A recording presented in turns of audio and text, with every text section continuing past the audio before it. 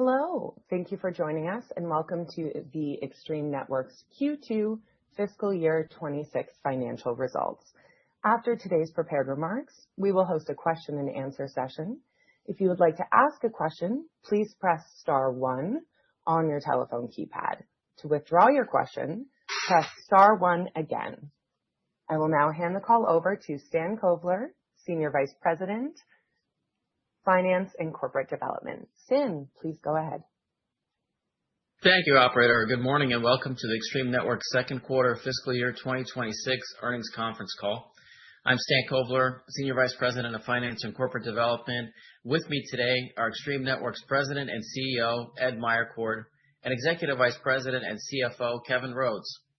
We just distributed a press release and filed an 8-K detailing Extreme Networks financial results for the second quarter of 2026. A copy of the press release, which includes our GAAP to non-GAAP reconciliations and our earnings presentation, is available in the IR section at extremenetworks.com. Today's call and Q&A may include certain forward-looking statements based on current expectations about Extreme's future financial and operational results, growth expectations, new product introductions, and strategies. All financial disclosures made on this call will be on a non-GAAP basis, unless stated otherwise. We caution you not to put undue reliance on these forward-looking statements, as they involve risks that can cause actual results to differ materially from those anticipated by these statements. These risks are described in our risk factors in our 10-K and 10-Q filings. Any forward-looking statements made on this call reflect our analysis as of today, and we have no plans to update them except as required by law. Following our prepared remarks, we will take questions. And now, I will turn the call over to Extreme's President and CEO, Ed Meyercord. Thank you, Stan, and thank you all for joining us this morning. The second quarter marked our 7th straight quarter of revenue growth, driven by strong demand for our AI-powered platform, fueling share gains and double-digit year-over-year growth. Over the past 12 months, we've grown 3 times faster than our largest competitors in the enterprise networking space, highlighting the fact that we're winning market share.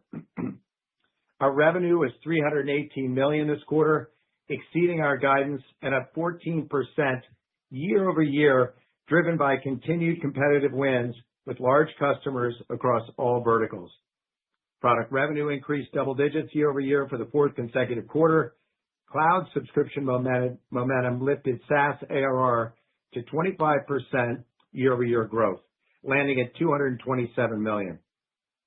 And finally, we experienced our strongest subscription bookings on record, with Extreme Platform ONE leading the way. Our technology differentiation and the quality of our team's execution are driving growth and enabling us to move upmarket and win larger enterprise networking projects. This quarter, we closed 34 deals over $1 million, highlighting confidence in our differentiated technology and our ability to win in highly contested head-to-head competitive situations. Our innovation is translating into purpose-built solutions for larger, more demanding enterprise environments. Why are we winning? Competitors can't match the capabilities of our end-to-end campus fabric, which continues to be a major driver of large enterprise wins, differentiated by capabilities like zero-touch provisioning, sub-second convergence, and the creation of hyper-segmented networks that hide IP addresses and thereby limit the blast radius of lateral cyber attacks, a major security benefit. For those of you who recall our Investor Day, a Fortune 100 customer remarked that what takes Cisco 6 hours takes Extreme 6 minutes. And this is the power of our fabric. Platform ONE is unique with a true agentic AI core. Our AI agents can autonomously diagnose issues, guide resolution, and provide clear, actionable insights. Our platform is particularly useful in troubleshooting, evidence collecting, and solving complicated network issues, turning days and hours of work into minutes. We're the only vendor that delivers true cloud choice, whether public, private, or hybrid, including sovereign cloud solutions. We meet the data residency, compliance, and security demands of regulated environments, unlike competitive solutions that are locked into public cloud only and expensive purpose-built architectures. And no one delivers complex Wi-Fi solutions better than Extreme. And this is why we're the preferred Wi-Fi vendor for dense environments like the NFL and Major League Baseball stadiums, as well as large, highly distributed environments like Kroger, FedEx, and other large retailers. Given this ongoing innovation and strong competitive differentiation, we expect to accelerate our leadership position and continue to drive share gains. In the quarter, we had several large wins across verticals and geos, including a multi-million-dollar sale of Platform One to a large retail customer to centrally manage their network across 3,000 stores, Baylor University, Henry Ford Health, University Hospital Birmingham NHS, and the Pittsburgh Steelers, all leveraging Extreme's Wi-Fi 7 solutions. TJ Regional Health in Kentucky and Groupe Jolimont, a large healthcare provider in Belgium, complete modernization of their networks with Extreme Fabric to deliver reliable, high-quality patient care. One of the largest school districts in the United States selected Extreme over Juniper after a head-to-head evaluation in a multi-million-dollar full network refresh of wired, wireless, SD-WAN, and importantly, our AI platforms. And SK Bioscience, a leading South Korean biotech company, deploying Platform One to support rapid growth across its expanded offices and new R&D center. We continue to see strong momentum across our commercial models, with MSP partners nearly doubling and billings up more than 3 times year over year. Our consumption-based billing eliminates upfront costs, while poolable licensing enables MSPs to easily scale across devices, locations, and customers. In addition to product innovation, we're helping partners make more money with enhanced commercial terms.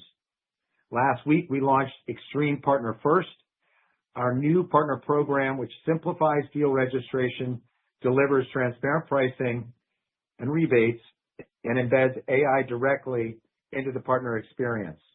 We help partners access critical sales content in seconds, close deals faster, and scale profitably with role-based dashboards, faster approvals, real-time deal visibility, and accelerated rewards.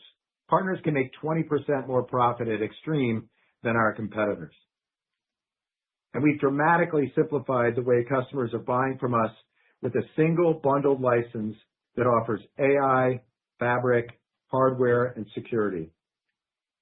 Platform One keeps getting stronger with continuous updates that materially increase customer value.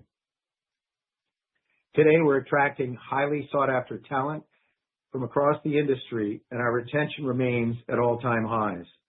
Recently, we were able to recruit top-level talent from Juniper who see tremendous opportunity at Extreme, including 2 at the SVP level in leadership positions in global channel and EMEA sales. Looking ahead, the strength of our funnel reflects a robust demand environment across all our industry verticals, with double-digit pipeline growth in state, local, and education, and continued momentum across manufacturing, healthcare, and general enterprise. On top of these dynamics, a return of government spending in Europe, expansion in APAC, and continued momentum in Americas underpin these trends. A major end-of-life refresh cycle and changes to the partner program at Cisco are creating a significant multi-year growth opportunity for Extreme, worth billions in total addressable market. And the HP-Juniper merger is creating share gain tailwinds for us as well. These market trends create openings for Extreme as new AI requirements, aging hardware, and next-generation technologies like Wi-Fi 7 are driving customers to reassess their vendor choice.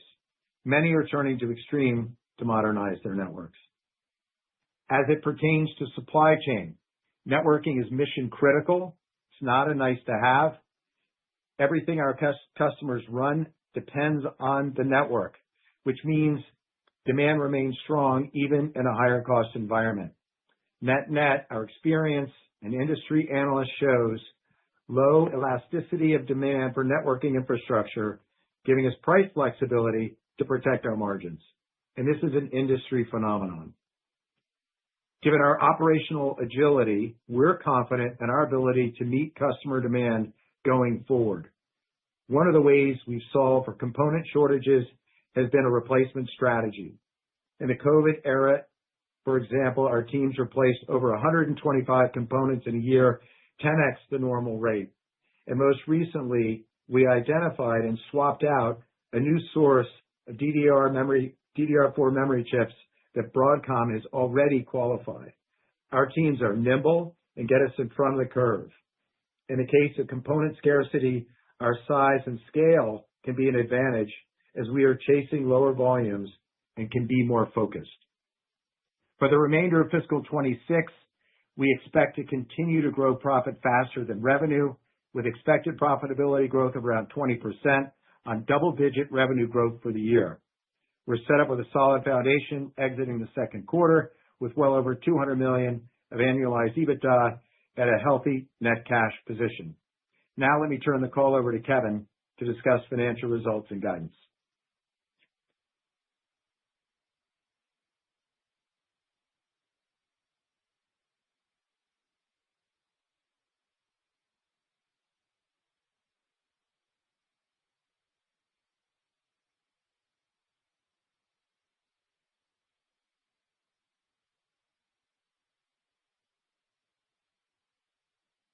Guidance range. Thanks, Ed. Total revenue of $318 million grew 14% year over year and exceeded the high end of our guidance range. And as Ed mentioned, this is our seventh consecutive quarter of revenue growth. Earnings per share of 26 cents also exceeded the high end of our guidance range. Earnings per share grew from 21 cents in the prior year quarter, a 24% year-over-year improvement. So our profit growth rate outpaced our revenue growth rate by 10 percentage points. SaaS ARR also accelerated to 25% growth on a year-over-year basis, driven by our success with Platform One subscriptions.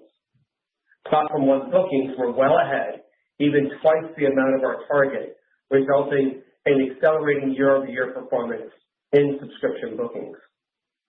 The expected acceleration in growth for the high-margin subscription revenue we laid out at our Investor Day in November is playing out as expected.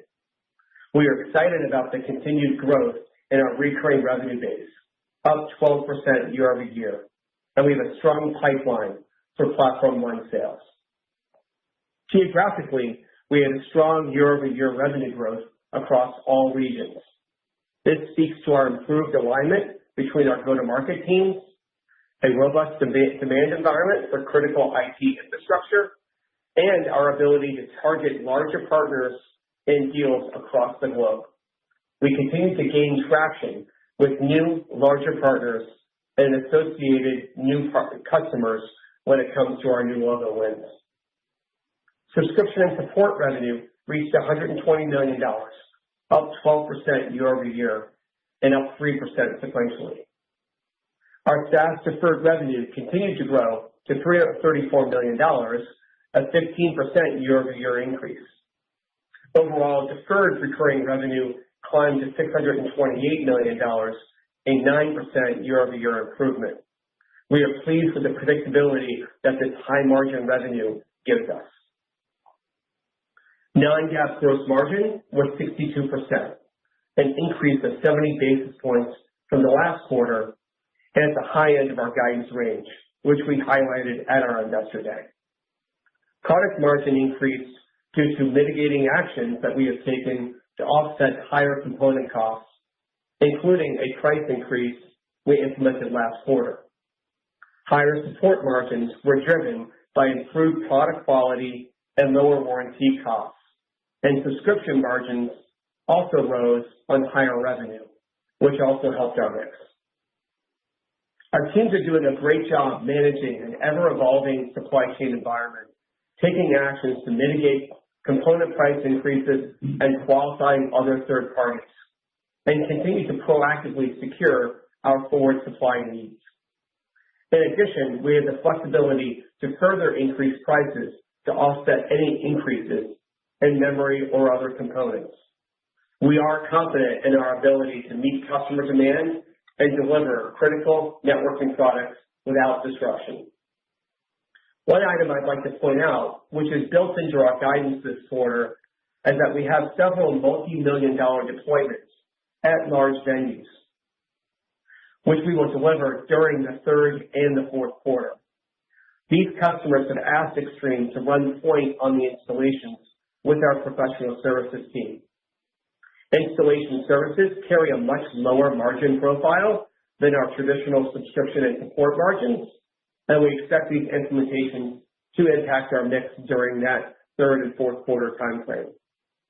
We expect the combination of the actions that we have taken and a vigilant approach to supply chain planning to result in further improvement in our gross margins over time. We're still very confident in our ability to achieve our long-term gross margin goal of 64% to 66%. Turning to the second quarter operating expenses, they were flat from last quarter at $149 million and down as a percentage of revenue from last quarter and the last year, providing further operating leverage. This was despite higher than expected sales commissions due to higher revenue. Operating margin was 15%, up from 13.3% last quarter and 14.7% in the prior year quarter. I'm pleased to report that we generated $52.4 million in adjusted EBITDA, and our adjusted EBITDA margin was 16.5%. We generated $43 million in free cash flow in the second quarter and continued to reduce inventory levels and days on hand. This demonstrates our continued focus on working capital management. Now turning to guidance. We expect our third quarter revenue to be in a range of $309 million to $314 million. This reflects normal seasonality in our underlying business, which we expect to carry forward. As I mentioned earlier, we expect third quarter gross margins to be impacted by these larger professional services deployments, and therefore gross margin is expected to be in a range of 61% to 61.4%. We do expect improvement in product gross margin in the third quarter and expect it to carry forward for the remainder of the fiscal year. Operating margin is expected to be in a range of 13.6% to 14.8%, and earnings per share in the third quarter is expected to be in a range of 23 cents to 25 cents. Our fully diluted share count is expected to be around 136 million shares. For the full fiscal year 26, we expect guidance as follows. Revenue is now increasing another $10 million at the midpoint from our last quarter to be in a range of $1,262 million to $1,270 million. The midpoint of this range suggests 11% growth year over year. We expect earnings per share in a range of 98 cents to $1.02. And with that, I now turn the call over to the operator to begin the question and answer session. We will now begin the question and answer session. If you would like to ask a question, please press star 1 on your telephone keypad. To withdraw your question, please press star 1 again. Please pick up your handset when asking a question. If you are muted locally, please remember to unmute your device. Please stand by while we compile the Q&A roster. Your first question comes from the line of Mike Genovese with Rosenblatt Securities. Mike, your line is now open. Great. Thanks very much. Congratulations on the good quarter. I think you guys gave some compelling metrics about share gain.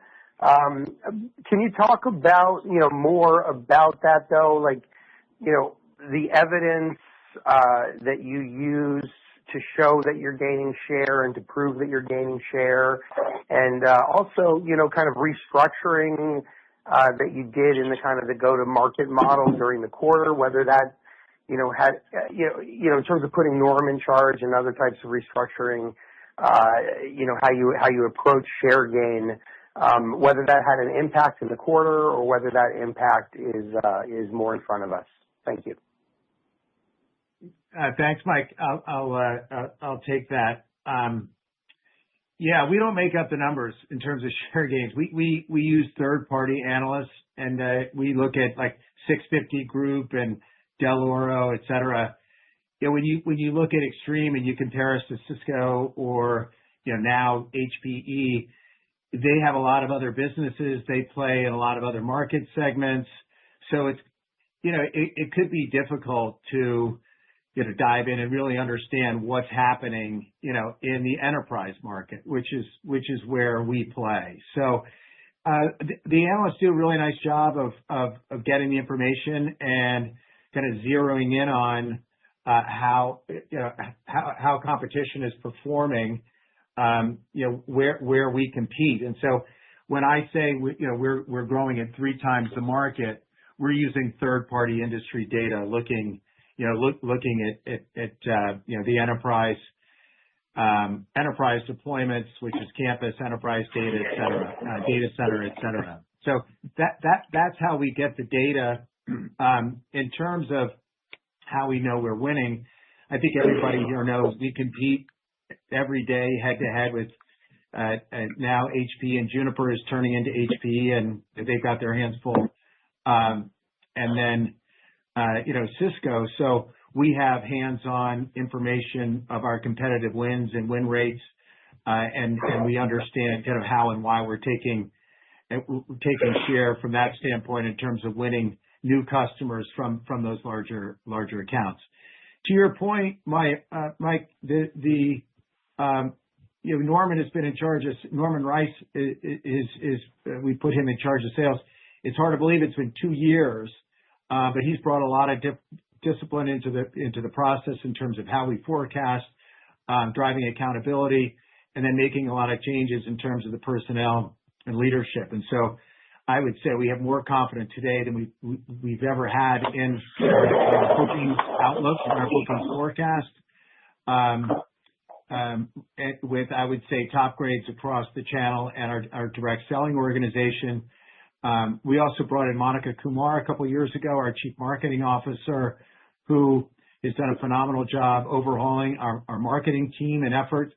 And we've created very targeted markets. We call them pods. We have 19 of them, where we have our direct sales team partnered with localized event marketing teams, partnered with channel resources focused on events and activities that drive funnel, and then focused on how we drive and convert that funnel. So it's a concerted effort. Obviously, all of this connected with our product teams and our service and support teams, but working together. So we have 19 different pods that we forecast each quarter in terms of funnel creation, in terms of conversion, and obviously that gets down and ties the bottoms up bookings forecast from our sales team. So we've come a long way. We have a lot of confidence in the demand outlook, and we're really confident in our ability to take share. And as we talk about move up market, we're excited about what we have in the funnel, and especially with some of these larger opportunities that would be meaningful share gains for us at Extreme. Great. That was such an extensive answer that I almost feel hesitant to ask a follow up, for time's sake and other analysts. But I will ask a follow up, which is, I don't think that you guys, mentioned, if we looked at AI mentions on this conference call, there probably weren't a ton of them. So in either, in terms of sort of, agentic offerings or, enterprise switching upgrade cycles, and confidence that that's going to happen. Can you just talk about, the importance of AI and what you're seeing, from your offerings and from your customers' activity, related to AI? And then I'll pass it on. Thank you. Sure. Well, look, AI, continues to be top of mind for all of our customers. Everyone's trying to figure out, hey, what's the use case for AI? How can I use modern AI technology, in my environment to drive better business outcomes? And we're all over that. We had our AI summit in Major League Baseball headquarters in the fall with a great response. We're probably the only networking vendor that has an agentic AI platform where our AI sits at the core of the platform, and it's something that gives us a real advantage when we're having conversations today. As people are contemplating AI, they want to look at players that have developed platforms, and this is again a place where our size becomes an advantage for Extreme because of the capabilities that we've built, and then what we're going to be able to do in terms of integrating our network capabilities with ecosystem partners of our customers when we start looking at AI agents, creating an agent exchange, creating the ability to create workflows and drive outcomes for customers. So we've always been a leader in cloud. We've been a leader in AI, kind of Gen 1, if you will. I'd say alongside Juniper Mist and Meraki. Now we feel like we're in a position to pull ahead because we've created this platform. And again, as I said, it's the only one with a pure agentic AI core. And we think this is going to give us enhanced capabilities as we go forward. And so, yeah, it's top of mind for customers. Everybody wants to know about it. This is an advantage for Extreme. I will say we doubled our forecast for subscription bookings for Extreme Platform One, which is our AI platform. So things are going really well. Our sellers are having a great time with this out in the market. Perfect. Thanks again. Thanks, Mike. Your next question comes from Tomer Zilberman from the Bank of America. Tomer, your line is now open. Great. Hey, guys. Good morning. Maybe going back on the share gain question. When you look at the opportunity that you're seeing from these competitive displacements, are you coming in all at once, replacing both the Wi-Fi piece and the switching piece? Or are you seeing it start in one area, kind of landing in one or the other, and then further expanding? And then I have a follow-up.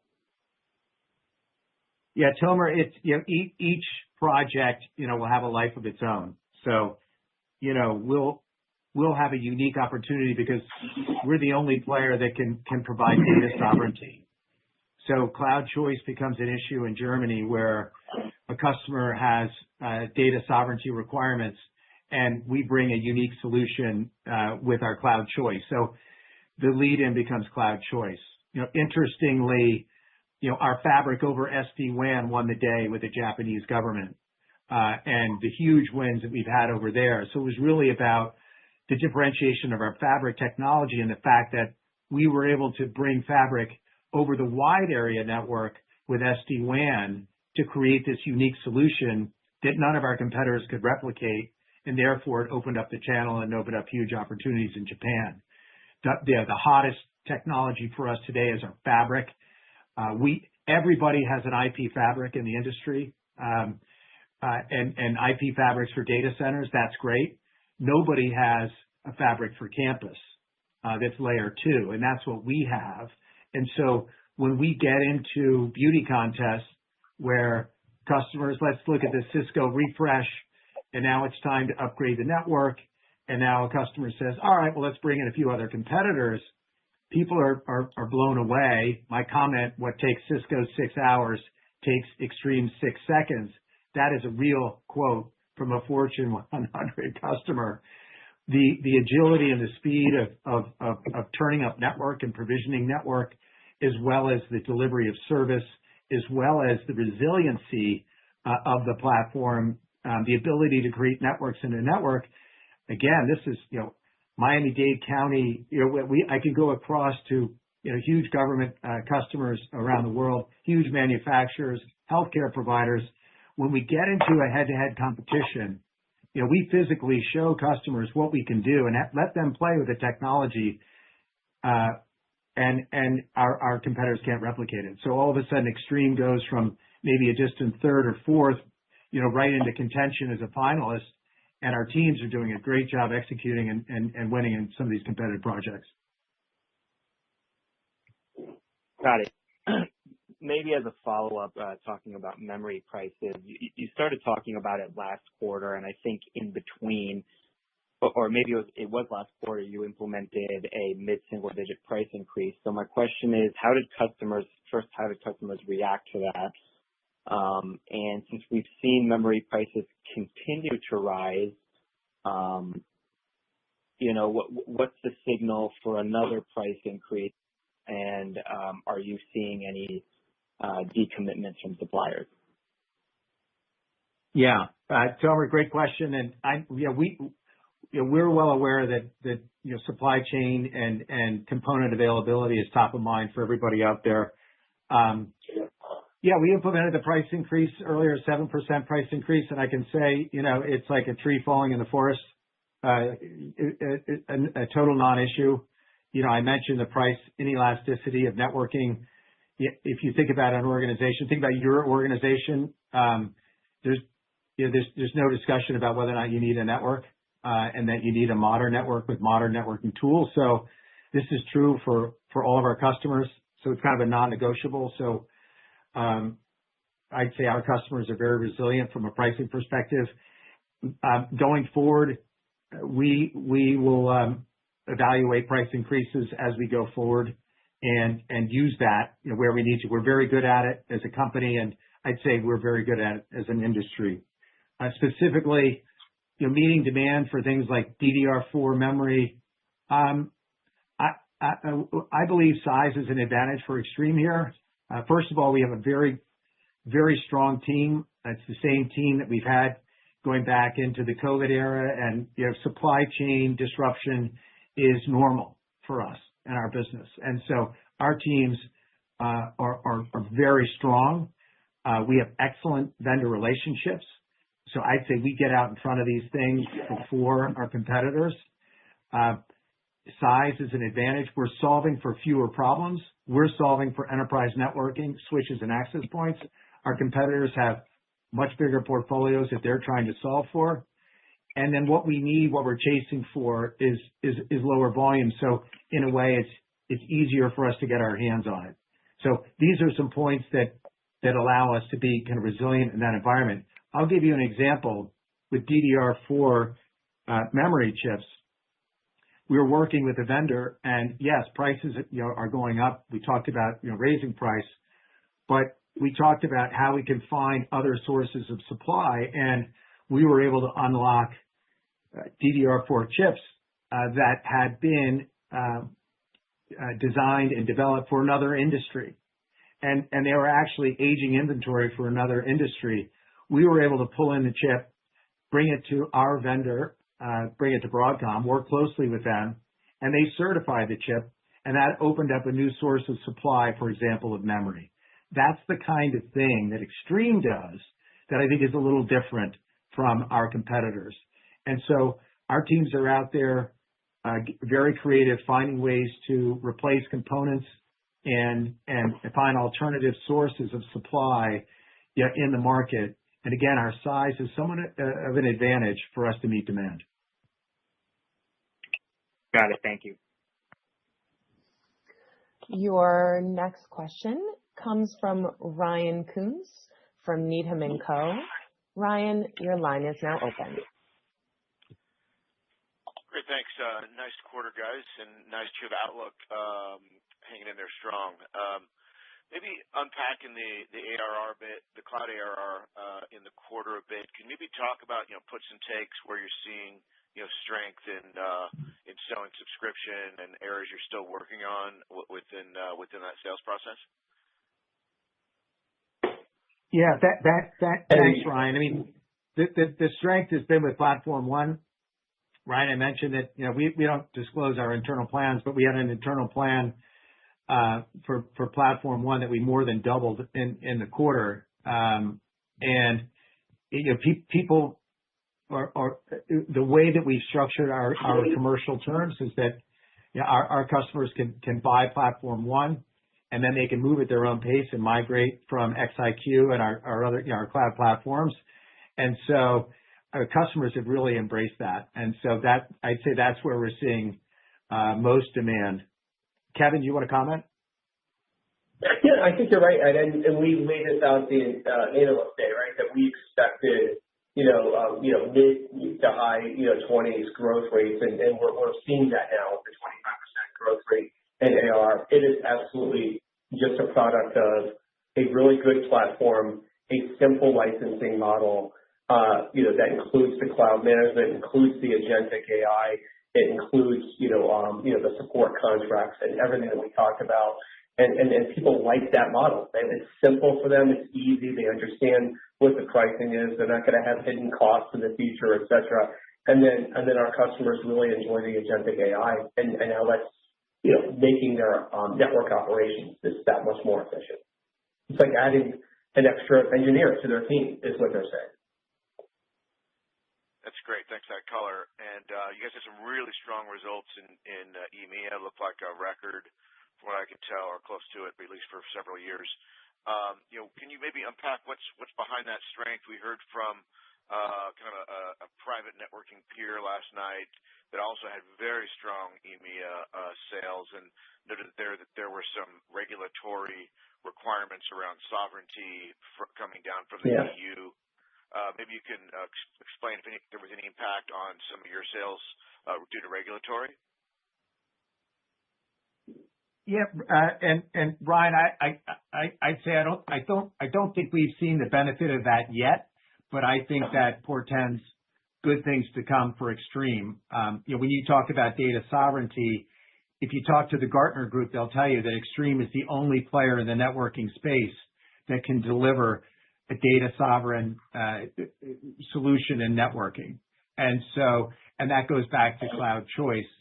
And when you look at our competitors in a public cloud that doesn't quite get you there, or you have a purpose-built cloud that isn't built and operated, in country, this is an area where we have an opportunity. I will say we are seeing, as government coalitions in Europe form and get organized and get united around creating budgets and spending. For us, I'd say it's taken longer than we've expected for spending to be unlocked, but we're starting to see government spend come back. We put that in our comments. So we expect that to be Europe to be a tailwind for us going forward. Kevin, you want to add anything? No, I think you covered it, Ed. The only other thing I'd add is we just added a new leader to our EMEA sales group, and he's come in and he's been very impressed with the opportunities that are in the EMEA market, and he's very excited. So I think that we've got the right team in place, and there's plenty more opportunity there in EMEA for us to continue to grow. Super appreciate the commentary. Yeah, that's right. Your next question comes from Dave Kang from B. Riley. Dave, your line is now open. Thank you. Good morning. Just a question on the rumor about this ruckus, and you guys just wanted to hear from you directly. Yeah, thanks, Dave. I would just say, at Extreme, our policy, if assets or businesses are potentially for sale, or if potentially available in the marketplace, we're always going to have a look. So at Extreme, you'll always see us. I would say we're always in the market looking at different assets, be it adjacencies or being players in our direct space. So I think you can always expect us to be engaged in dialogue, to get smarter and to learn. And I would say, to the extent that there's an opportunity that presents itself, we will always, we have the condition that anything that we do would be accretive. But I would say, at this point, that's conjecture. There's really nothing there's really nothing for us to comment on that front. Got it. And my follow-up is the tariff situation. Just any changes, anything that we should be concerned about? No, I mean, David, goes back to supply chain, et cetera. Changing tariffs is a way of life for all of us, especially with the current administration in the U.S. So this is a core competency at Extreme. So we're well versed at manipulating and managing through a changing tariff environment. So at this stage, I'd say it's a non-issue for us at Extreme. Got it. Thank you. Your next question comes from Christian Schwab at Craig-Hallum. Christian, your line is now open. Great to take my question. So thanks for the guidance for fiscal year 26. But as we look a little bit longer term, Ed, given, market share gains, in conjunction with, we'll call it better solutions, as well as the disruption by two of your leading competitors and recent strong sales strength, is it safe to assume that,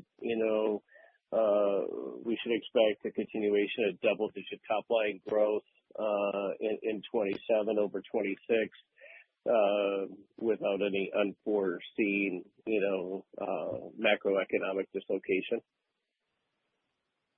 Yeah, and I know what Kevin and Stan have provided you, Christian, as far as the outlook for 27. What you're saying makes a lot of sense to me. Because we're seeing this continuation of not only demand in the marketplace, but the strengthening of our competitive position, especially considering what's going on with the larger two players. So us nibbling away and small share gains for Extreme has a big impact on our top line. Kevin, I might let you jump in and comment on the official response here. Yeah, I mean, my comments would be, we feel confident with and positive about all the improvements we've made from the go-to-market perspective. I'd say we feel comfortable with the FY27 setup. Obviously, we are not guiding to 27 yet. We still have plenty of time. And I would say this market's pretty dynamic right now. And so it's really hard to get, that far out, like a year and a half from now. We feel really good about our guidance for FY26, and I'd say, we'll circle back, on 27 in the coming quarters. Just don't want to comment too much about that far out, given where we are in the market. That's fair, and unfortunately, I'm going to ask another long-term question. Given the gross margin headwinds in the near term, given the big installation of large deal contracts, but still restating a goal of 64 to 60% gross margins, I won't ask you to give me the level of improvement with clarity, but and your ability to raise prices, which appear to be currently happily absorbed by the customers, given their networking technology needs, given memory component costs in particular. Should we expect gross margins in aggregate to improve, in 27 over 26 as we begin to march towards that 64 to 66% goal? I mean, I think that's a safe bet, to say that we will expect improvement.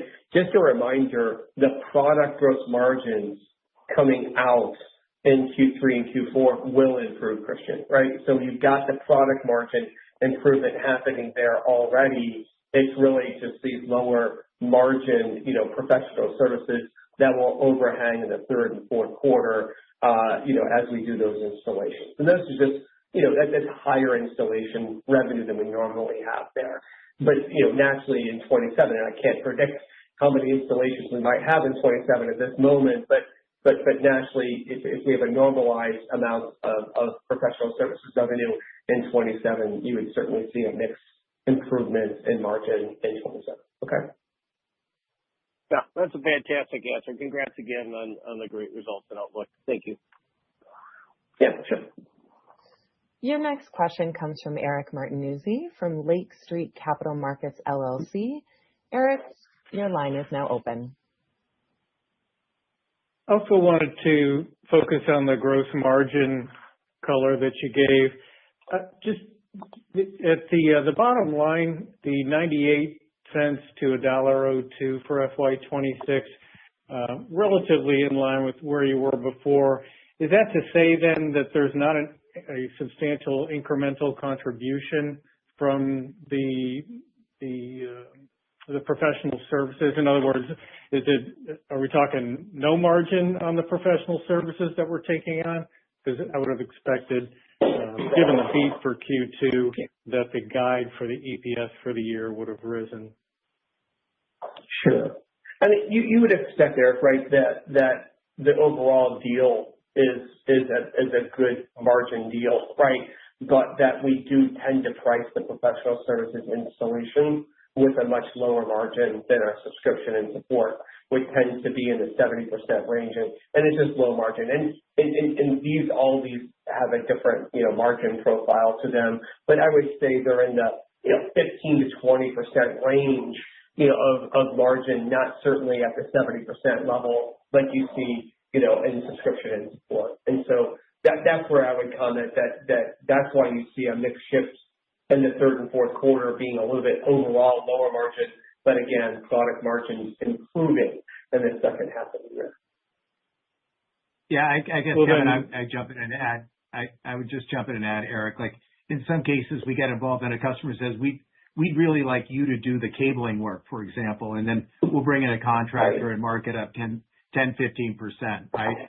And that's not our traditional business, but it's almost like us doing a favor for a customer in a large complicated project. And we have some large complicated projects going on right now where customers have said we feel more comfortable if you would manage this through your professional services organization. So again, where we have subscription at an 80% margin and we have support and other services in the 60-70% range, it gets pulled down when we get pulled into some of these large projects. It's the right thing for us to do for customers, but it has a near-term effect. Over the long term, once we've deployed, once we're in the stadium, then obviously those margins go up as we continue to work with those customers.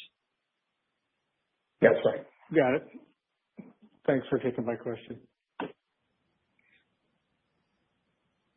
Your final question comes from David Vaught from UBS. David, your line is now open. Great, guys. Thanks for squeezing me in. I have actually kind of a three-part question here, Ed and Kevin. I appreciate all the detail, but the question I have is on sort of pricing, demand, and margin, and I'm just trying to triangulate all the comments that you made in your prepared remarks and in response to questions. So maybe, Ed, just from a demand perspective, obviously we understand that you took prices up 5, 6, 7%. Are you suggesting that the price increases are not filtering into revenue this year in fiscal 26 relative to where you thought you'd be, 3 months ago or 6 months ago, given Kevin mentioned you have several multi-million-dollar deployments in the outlook going forward? And is the guidance raised just those multi-million-dollar deployments? And I'll give you the second question along that. So even if I take that into consideration, the low margin of the installments, it sounds like gross margins on a pure product basis, adjusted for the installments, are down relative to where you were 3 months ago. Can you talk to what that dynamic looks like if the pricing is not going into effect just yet? And then the final point I would ask is, when I think about 27, I know it's quite a ways away, would you imagine that pricing has a much bigger impact on margins next year and demand versus where we sit here in 2026? Hey, Kevin, if you want, I can jump in, and then you can. Yeah, go ahead, and then I'll follow up. Yeah. David, the pricing it comes in pretty quickly, and I think so. You'll see the impact. Kevin mentioned that our product margins are going up, so our product margins are up this quarter over last quarter, and will be in the second half of the year. So there are just a few of these large projects that have professional services that drive the margin down, but they're on the services side. But on the product side, we're expecting a growing product margins in this environment. The other thing that I'll say is, as we go forward, we still have the ability to use pricing, as a lever. And so you'll see us and you'll see the other players in our industry, passing through pricing, as we make adjustments for what's happening in the supply chain. Kevin, do you want to add to that? Just from a timing perspective, Ed, right, we put some price increases through in the second quarter. We had minimal effect on our results in the second quarter. We expect more to flow through in the third and fourth quarter from those price increases we made in November. And can I just ask clarification? Is the guidance range for 26 updated, reflecting the multi-million-dollar installment revenue in Q3 and Q4, or are you seeing a price increase-driven revenue uplift in the guide, or a combination of the two? Our guide reflects, the installation revenue and the lower margin related to that, and B, all the decisions we've made so far on pricing to date. We haven't made any other decisions yet, and so we can't reflect anything in our guide that hasn't happened. Great. All right. Thank you, guys. Yeah, sure. There are no further questions at this time. I will now turn the call back to Ed Meyercord, President and CEO, for closing remarks. Thank you. Thanks, everyone, for participating on the call. We appreciate it, and we always appreciate the questions. We also want to thank employees tuning in and customers and partners who are listening in, and more importantly to them for the partnership in driving an excellent quarter. So we're looking forward to continuing on the journey in terms of our innovative solutions, driving growth, and we'll look forward to meetings upcoming and then delivering on another quarter. Thanks, everybody. This concludes today's call. Thank you for attending. You may now disconnect.